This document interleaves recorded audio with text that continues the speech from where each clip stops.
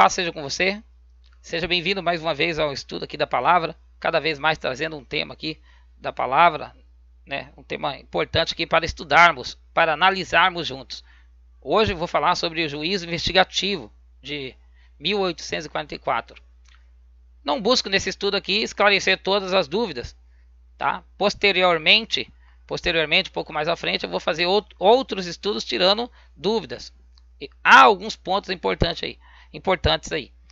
Hoje aqui eu só vou mostrar para vocês a impossibilidade de existir essa doutrina na Bíblia, ok?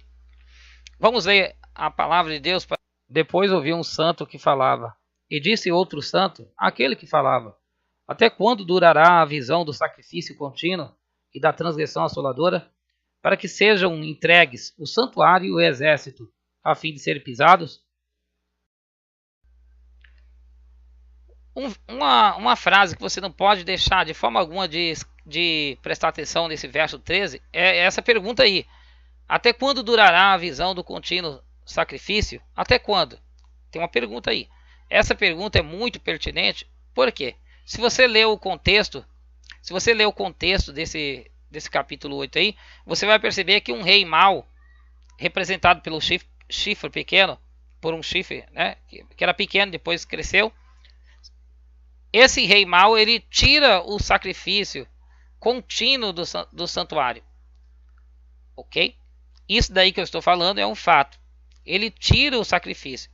Ele inutiliza, né? Ele faz com que o santuário deixe de prestar os serviços sagrados do cotidiano, do dia a dia. Isso que eu estou falando para vocês não é a minha interpretação, é que está no texto, né? Nos versos 12, 13, principalmente. Certo? E aí o que acontece? Na visão que Daniel teve, ele viu duas pessoas conversando sobre esses acontecimentos. Lembrando que estamos falando de uma visão. Daniel teve uma visão e dessa visão Deus começa a mostrar coisas que futuramente iria acontecer. E nessa visão ele viu o santuário sofrendo perseguição desse rei mau, tá? A prova é que no verso 13, no final, você vê esse termo aí, ó.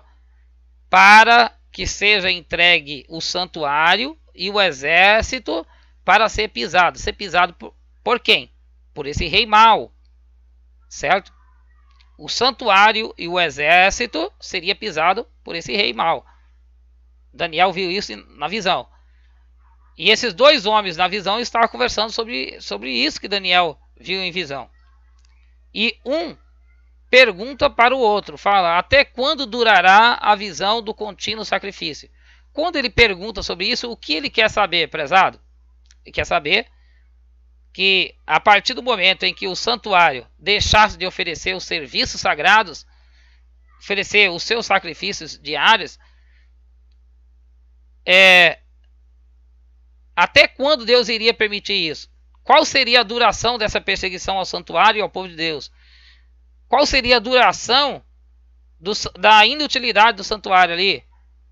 Por quanto tempo o santuário iria ficar sem oferecer os seus serviços sagrados? É isso que está relacionado com essa pergunta aí. Até quando durará a visão do contínuo sacrifício? Certo? E aí vem o verso 14 como uma resposta a essa pergunta. Vamos lá? Vamos ver qual que é. E ele disse: até 2.300 tardes e manhãs, e o santuário será purificado. Você viu aí? Alguém pergunta sobre a duração do contínuo sacrifício. Há uma pergunta. E essa pergunta não fica sem resposta. Já imaginou se alguém perguntasse e ninguém respondesse, o coitado? A resposta vem no verso 14. O verso 14 é uma resposta à pergunta: até quando durará a visão do contínuo sacrifício? E qual que é a resposta? A resposta é o quê? 2.300 tardes e manhãs. Certo? Aí é a resposta. além da resposta, até o ponto vírgula aí, ou até a vírgula, você tem a resposta, ok? Você tem uma resposta. O que vem depois do ponto e vírgula, depois da vírgula, é um acréscimo, é uma informação adicional. Qual que seria a informação adicional? O santuário será purificado, certo? Mas a resposta à pergunta do verso 13 está aí, ó, 2.300 tardes e manhãs. Em outras palavras, prezado irmão, 2.300 tardes e manhãs é o tempo que o santuário deveria ficar sem oferecer os seus serviços sagrados, tanto pela manhã quanto pela tarde, certo? Os seus holocaustos da manhã e da tarde. O santuário iria ficar inutilizado durante 2.300 tardes e manhãs. Outra coisa importante aí é o quê? Que durante o tempo em que o santuário iria sofrer ali a perseguição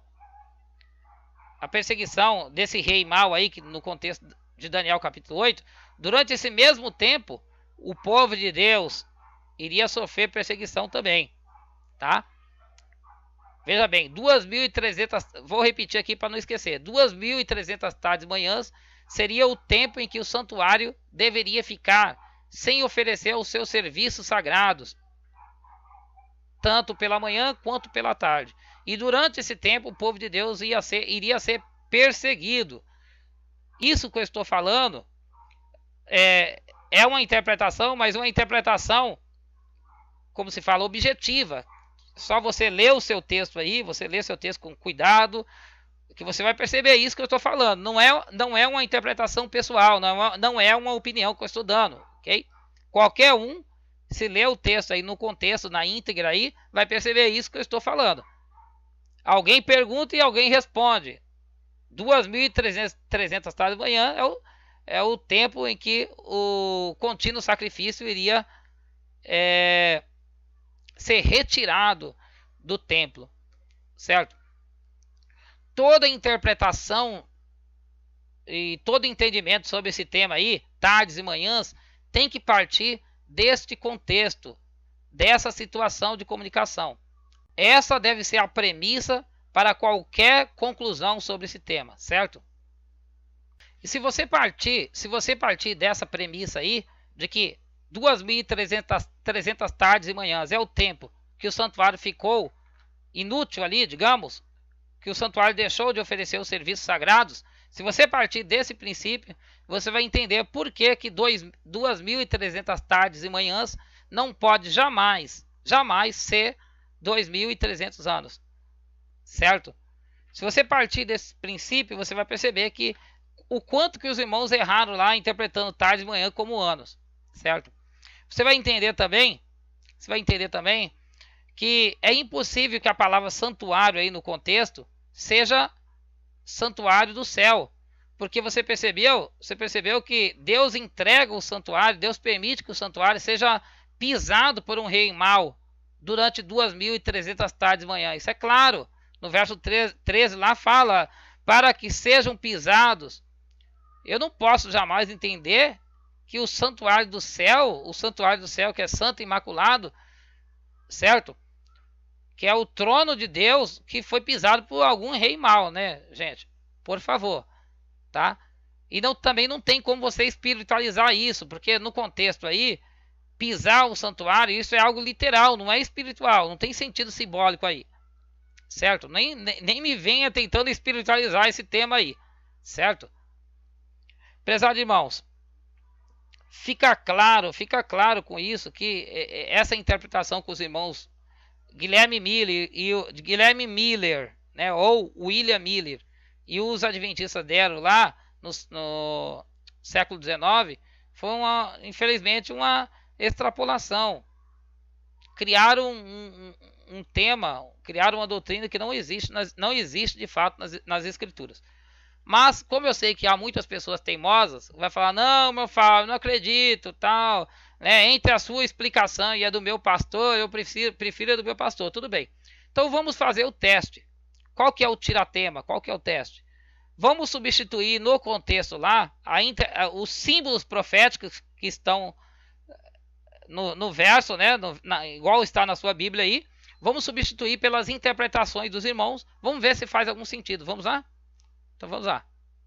Depois ouvi um santo que falava, e disse outro santo, aquele que falava: até quando durará a visão do sacrifício contínuo e da transgressão assoladora, para que sejam entregues o santuário e o exército, a fim de serem pisados? Isso, como eu falei anteriormente, na visão há duas pessoas preocupadas com o que tinha acontecido no santuário, certo? Com o sacerdote, com o sumo sacerdote. E essas pessoas estão preocupadas. E uma pergunta para a outra ali: olha, puxa vida, até quando durará a visão do sacrifício contínuo? Em outras palavras, até quando esse rei vai pisar o nosso santuário? Até quando esse rei mau aí vai perseguir o povo de Deus, né? O povo da aliança? Até quando, gente? Que coisa terrível é isso que aconteceu. Uma pergunta. Agora vamos para a resposta de acordo com a interpretação dos irmãos. Vamos lá. Você vai se surpreender. Vamos lá.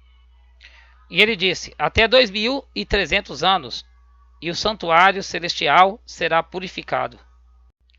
Você conseguiu perceber, prezado? Conseguiu perceber mesmo? Então você viu aí. Pergunta: até quando o santuário vai ficar sem serviços sagrados? Sem o sacrifício diário? Até quando o povo de Deus vai ser perseguido? Até quando? Aí o outro responde. Vamos imaginar, né? Na interpretação dos amigos aí. Até 2300 anos. O verso 14 é a resposta à pergunta, certo? 2300 anos, o santuário vai ficar perseguido por 2300 anos? Por favor, extrapolativo. E pior, o santuário do céu que vai ser purificado? Fica claro, prezado, fica claro que o contexto aí, nós estamos falando da antiga aliança, do santuário da terra. Sacrifício aí, sacrifício no contexto é sacrifício de animal mesmo, tá? Fica claro que é impossível que 2.300 tardes de manhã seja 2.300 anos. Por isso, fica claro que o tema santuário se refere ao santuário da terra e não do céu. Deus não iria deixar o santuário do céu por 2.300 anos na mão do inimigo. Nem o santuário da terra, certo? É muito extrapolativo essa interpretação aí. É muito extrapolativa essa interpretação. Não existe isso, prezado irmão, certo? E fica evidente que o grande erro dos irmãos lá, de Guilherme Miller, no século XIX, o grande erro dele foi pegar só o verso 14 e tentar dar uma interpretação a esse verso sem levar em conta esse contexto que nós estamos falando. Se ele tivesse percebido isso aí, que há uma pergunta, o verso 13 tem uma pergunta, o verso 14 é uma resposta, e associar o que estava acontecendo ali nos versos anteriores ao verso 14, ele não teria errado, ele não teria marcado o fim do mundo para 1844, certo? Se os irmãos adventistas também, irmãos esses que usam a base de Guilherme Miller como fundamento de suas doutrinas, né, de sua doutrina do juízo investigativo, se eles tivessem percebido isso, eles também não teriam criado a doutrina de que em 1844 Jesus teria entrado no lugar santíssimo lá e que o santuário do céu foi purificado.